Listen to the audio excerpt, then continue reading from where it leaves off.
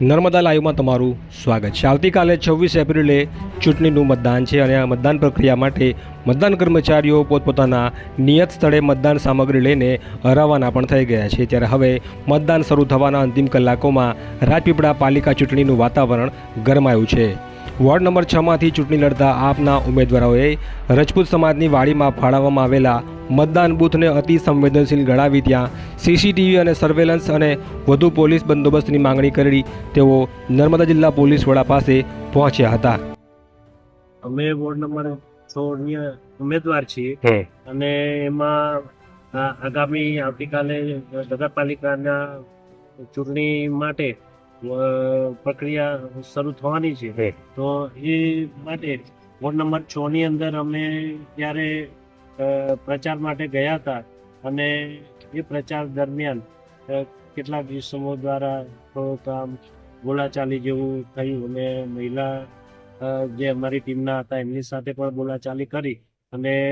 છેલ્લે વધારે આગળ સંઘર્ષ ન કરવો પડે અને એના માટે અમે 112ને જાણ કરી અને અમે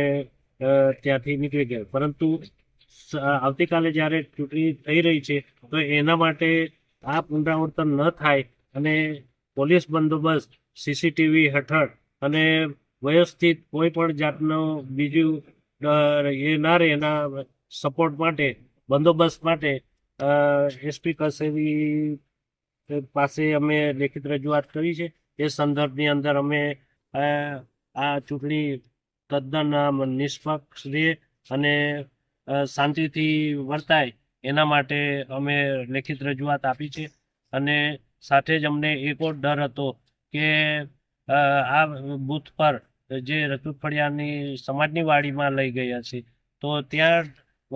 જે એમણે બોર્ડ મૂકવામાં આવ્યું કે બહારના ભાજપ સિવાયની કોઈ પાર્ટીએ પ્રચાર માટે આવવું નહીં, તો એ બાબતમાં પણ અમને ડર હતો કે આવી રીતે જો